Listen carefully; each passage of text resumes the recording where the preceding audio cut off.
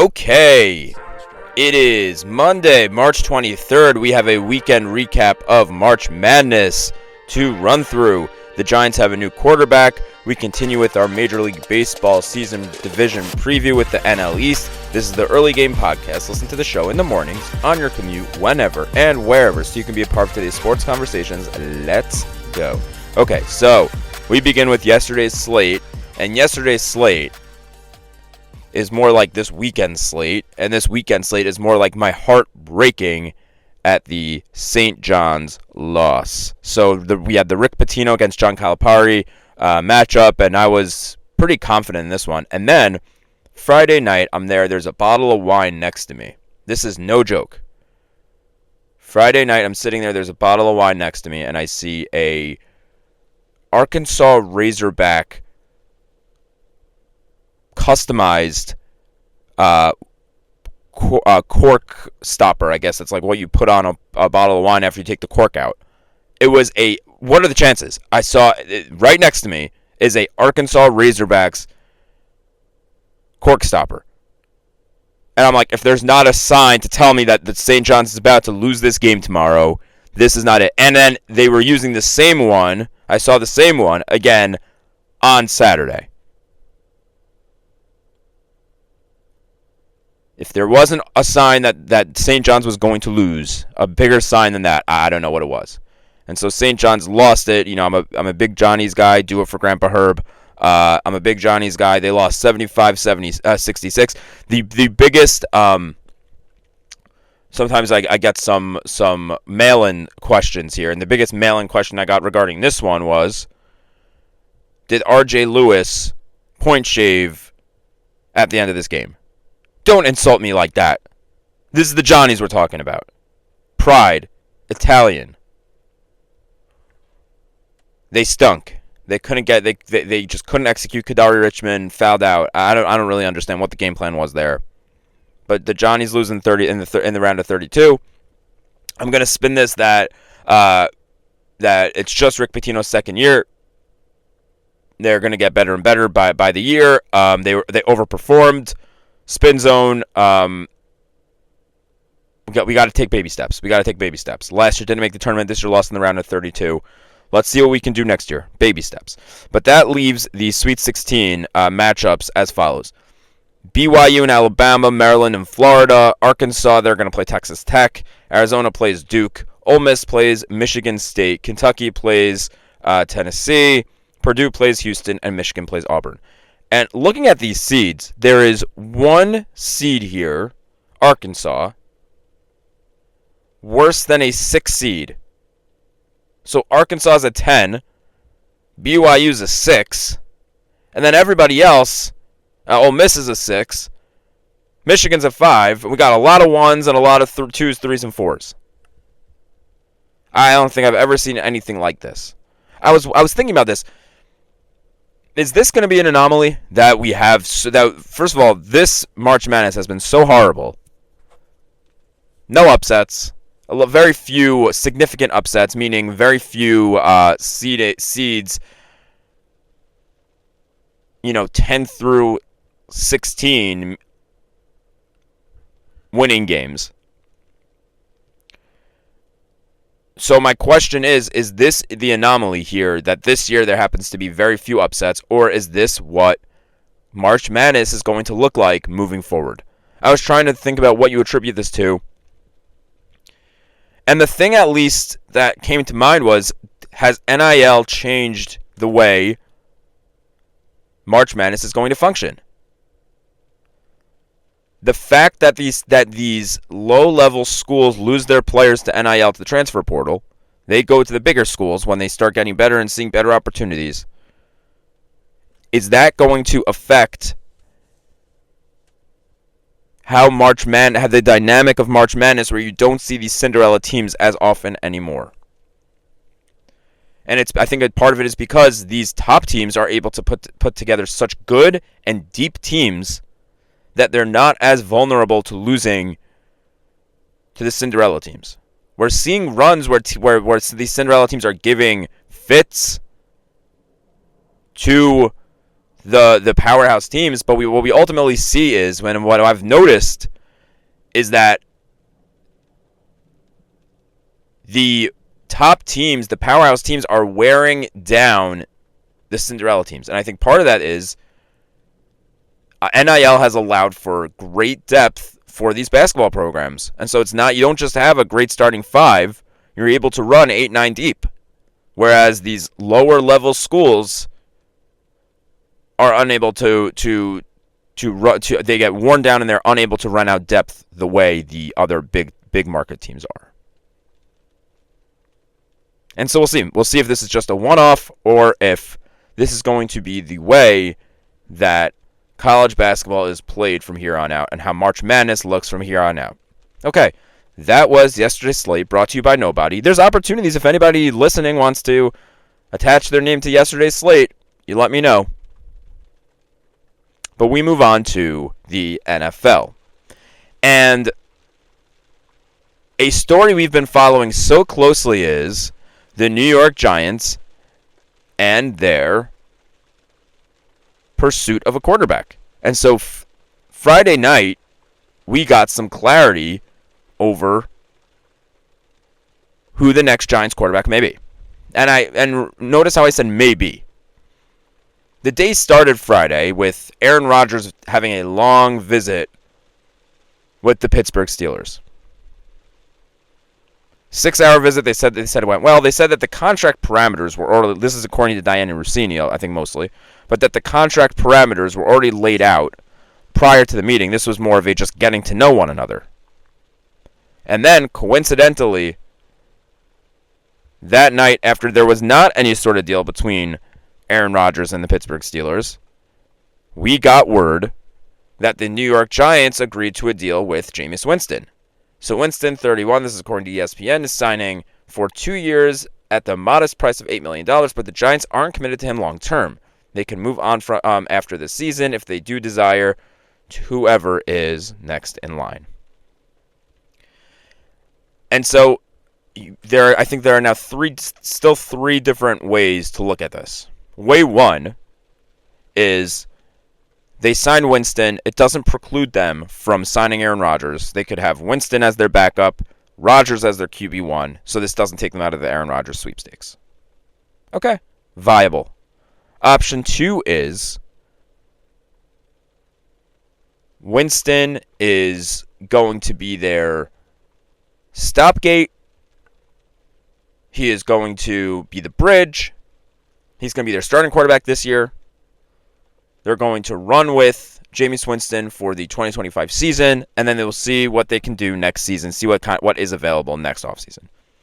And then option three is Winston is their quarterback to start the year, but they're going to draft one of Cam Ward, Shedeur Sanders, or somebody else. They'll sit behind Winston, and as soon as that quarterback is ready, they'll be in.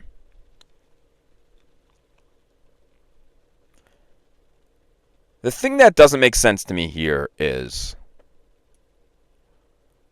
if it's not going to be Rodgers or Winston, right? If it's not going to be Rodgers and Winston, if it's not going to be scenario A, I don't see a world where Daboll and Shane have any sort of path to keeping their jobs after the season. So say Winston is the quarterback week one. You're telling me that the New York Giants are going to be good enough with Jameis Winston as their starting quarterback for Brian Daboll and Joe Shane to keep their jobs after this season? Wrong. Wrong answer. There is no scenario, I think, where Jameis Winston is able to perform at a level that Brian Daboll and Joe Shane keep their jobs. And if he does, not only should they keep their jobs, they should get a 20-year extension. That would be one of the greatest Houdini acts in the modern NFL era. And if it's scenario 3, then we're just talking about, in my mind, setting this team back even further. So wasting a pick on Shedeur or Cam to sit behind Jameis Winston when Daboll and Shane basically having the expiration date of January or December 2025, 2026. So you're telling me they're going to waste the pick on Cam Ward or Shedeur Sanders, have Jameis Winston start, waste away 2025, and then start all over again as an organization next offseason? I don't see a clear path forward, frankly. Sorry to the Giants fans. I do not see a clear path forward. I still think the best outcome for them is to sign Rodgers and hope for the best. Hope for the best. Because otherwise, why if the writing is on the wall for Daboll and Joe Shane after the 2025-2026 season, why didn't they just move on from them now? What is 2025 with Brian Daboll and Jameis Winston at the helm going to do for the future of the Giants? Not much. Really not much. You might as well have fired Daboll and fired Shane, brought in Jameis Winston as your bridge quarterback, and brought in another administration here to see what happens next. I'm a little bit confused about what is going on here with the Giants. You're bridging, but also you're bridging to the next era of quarterback. But at the same time, you're essentially giving your coach and your GM 1 year to figure it out. So I frankly do not understand what they're doing. Okay, let's move on here. We have our next division preview. Opening day. We're there, baby. Thursday. It's Monday today. We have opening day on Thursday. We had our opening series already in Tokyo. Don't let that confuse you. But opening day is 3 days away, and today we are going to preview the National League East. This is the one I follow so closely as a Mets fan. But we will start with the Miami Marlins. They finished last year 62-100. They fired Skip Schumacher. They hired Clayton McCollum, and they're here trying to take the analytics approach to building a team. They hired their GM Bobby Heck. They hired from Tampa Bay a couple of years ago at the beginning of last year. And so now you look at this lineup, you look at this rotation, and you think to yourself, this is just going to be another miserable year for this team. Let me read this lineup to you. I couldn't even believe this is the lineup, looking at this last night. Leading off, Xavier Edwards at shortstop. Batting second, Connor Norby at third base. Batting third, Jonah Bride at DH. Batting fourth, Matt Mervis at first base. Batting fifth, Derek Hill in center field. Batting sixth, Griffin Conine in right field. Batting seventh, Otto Lopez at second base. Batting eighth, Kyle Stowers in left field. And batting ninth, Nick Fortes at catcher. There have been some bad teams I have tried to sugarcoat in these previews. I have tried to talk up. It's not all that bad. I'm sorry, guys. I'm sorry, everybody. This is one of the worst lineups I've ever seen in my entire life. It really is. It truly, truly is. I'm not sure. I don't think last year's White Sox lineup was this bad. I don't think some of the Mets lineups were, in the last couple of years where it's like I've never seen a lineup quite like this. The rotation, Sandy Alcantara. Alcantara is their ace. Quantrill is number 2. Max Meyer, number 3. Connor Gillespie, number 4. Not to be confused with Connor Gillespie, who hit the 3-run home run against the Mets in 2016. And Valente Belozo is their number 5. And so, again, it's Sandy Alcantara is the only name on this team where you're like, this guy can give us something, right? I'm at a loss for words with this Marlins lineup and this Marlins situation. I truly, truly, truly am. They will finish in last place again. That's essentially all I can say. And I think Sandy is going to be traded, and this is going to be just another year part of this rebuild for the Miami Marlins. Okay, let's move on here to the Nationals. And this is a Nationals team who finished 71-91 last year. They added Nate Lau as their big offseason addition. But What this team is a lot of young players put together that they are going to try to have a year under their belt, another year where they're going to grow. And so the lineup is C.J. Abrams batting off, Dylan Cruz batting second in right field, James Wood in left field, Nate Lau at first base, Josh Bell as their DH, Luis Garcia Jr. as their second base, Keibert Ruiz as their catcher, Paul DeYoung as their third base, and Jacob Young in center field. This is a solid lineup. First of all, I love the youth movement here. Abrams, Cruz, Wood can be a fantastic 1 through 3. Fantastic. Don't forget about Jacob Young in center field. This is also a relatively deep lineup. I don't think that there is necessarily an easy out here. Lau, Bell, I look at Paul DeYoung, and so you have a good collection of players here, a good collection of youth, a good collection of veterans, and this isn't going to be a team that when other teams play them, they could just kind of cakewalk through. This is a tough out, any way you look at it.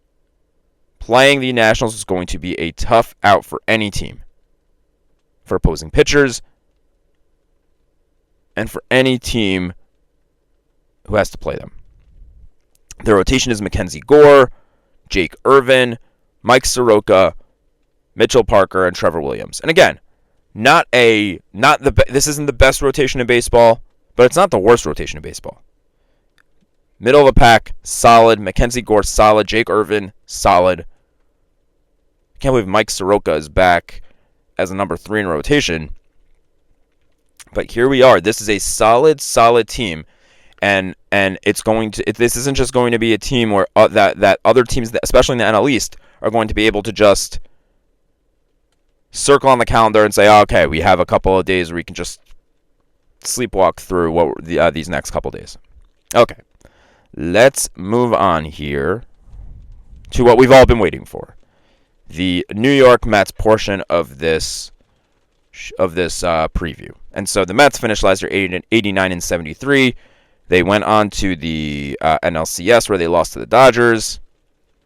And this team, we are now at the team with the biggest addition of the offseason. That was Juan Soto. And so the lineup looks something like this. Francisco Lindor leads off.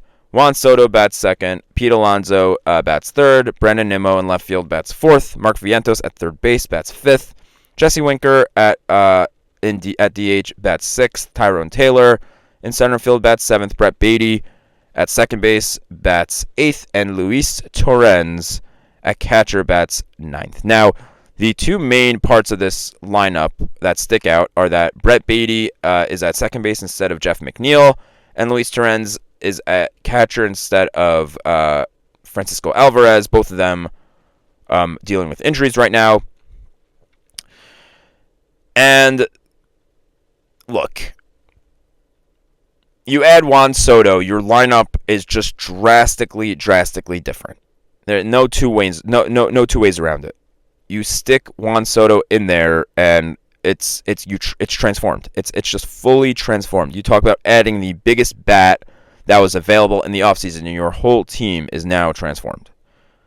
Lindor gets protection at the leadoff spot. They obviously also re-signed Pete Alonso. That was a whole drama there. Mark Vientos is coming off a fantastic first full year in the majors. And you have Brett Beatty, who steps in trying to take that next step at second base. This is one of the best lineups in baseball. If Lindor, and I think a lot of this is based on how good Lindor can be. He usually gets off to slow starts. How good can Lindor be? How good can Mark Vientos be in his kind of second full season? There are question marks here in this lineup, but think about it this way. Their one most consistent player is one of the best bats in baseball. Juan Soto is year in, year out one of the most consistent players, most trustworthy players to give you good at-bats of anybody. And he's stuck in there now. It's second in their lineup and manning right field. Now, in terms of their rotation, it's Kodai Senga, Clay Holmes, David Peterson, Griffin Canning, and Tylor McGill. Now, remember, they have Sean Manaea and Frankie Montas, who are both hurt. Sean Manaea should be back relatively soon. And then Frankie Montas a little bit later on, maybe into May or June. But we'll see how this rotation is. People like to call out David Stearns for functioning like a low-market team. I love the way he handles his pitching. I absolutely love it. See how Clay Holmes has been excellent this spring.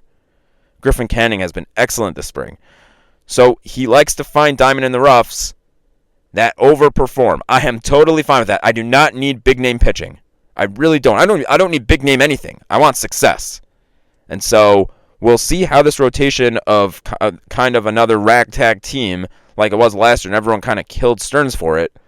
But we'll see how this ragtag team is able to perform. Okay, let's move on here to the Braves. They also finished 89 and 73. They had that tiebreaker. They lost in the first round to the Padres. And their lineup looks like this. Jarkson Profar, that was the big bat that they added this offseason. He bats leadoff in left field. Austin Riley at third base. Matt Olson at first base. Marcell Ozuna at DH. Ozzie Albies at second base. Michael Harris the second.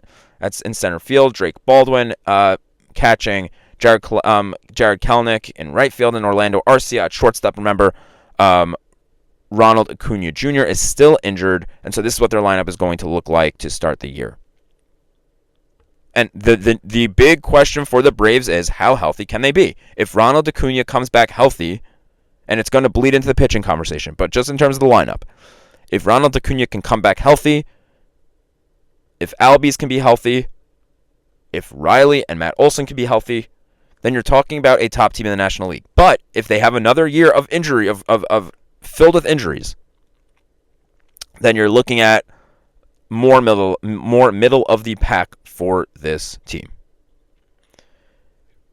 The rotation is Chris Sale, Ronaldo Lopez, Spencer Schwallenbach, Grant Holmes, and Ian Anderson. Actually, they just traded Ian Anderson last night to the Angels. So it's not Ian Anderson anymore. This was a projections by MLB.com a few days ago. So they have not updated this. But Ian Anderson is not their number 5. He was just traded to the Los Angeles Angels. And so again, can this rotation stay healthy? Can Ronaldo Lopez come back healthy? Can Chris Sale replicate what he did last year? So much upside for this Braves team. But the way I look at it is, with the injuries, you get knocked down a rung or two on the ladder for this NL East.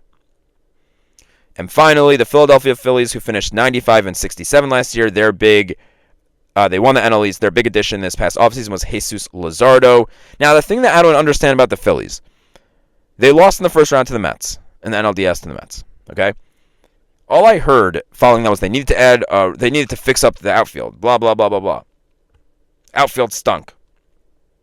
They have 2 of the 3 of their outfielders are the same, and Max Kepler, who's kind of a reclamation project, is their third outfielder. So Trey Turner bats leadoff at shortstop, Bryce Harper at first base batting second, Alec Boehm at third base batting third, who again was another guy they said they maybe were going to trade, Kyle Schwarber at DH, Nick Castellanos in right field, Max Kepler in left field, JT Realmuto at catcher, and Bryson Stott at second base, and Brandon Marsh in center field.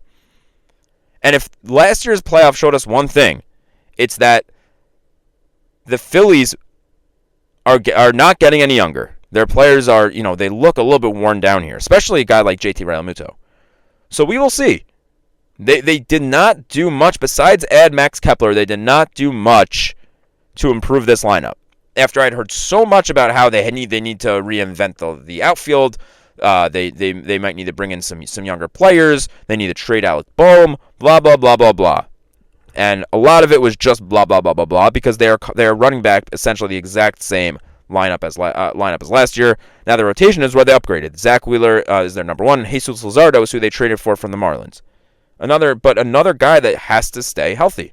Aaron Nola is their number 3, Christopher Sanchez their number 4, and Ranger Suarez is their number 5. So again, how much the question for the Phillies? They will win this. The Phillies will win this division, but what needs to go right for them is their veterans cannot regress too much. And they'll have to stay healthy pitching-wise. Jesus Luzardo, who has not been able to stay healthy, is going to need to stay healthy for this rotation. Simple as that. So yes, I think that we're going to see a very similar script for the NL East as we did last year. I don't think there's going to be any shockers. I think the Phillies are able to pull out the division. I think the Braves are not going to be able to. I think they're not going to overcome injury concern for the Braves. I think the Braves and the Mets are going to be about the same. They'll get wild card spots. And I think the Nationals will take a big step forward this year. I think that we're going to be talking about the Nationals in a playoff spot for most of the season. I think the Marlins are going to be one of the worst teams in baseball, if not the worst team in the major leagues this year. Okay, that's a show. Make sure you like, comment, subscribe on YouTube, follow on X, follow on Spotify. This is the Early Game Podcast. Have a wonderful day.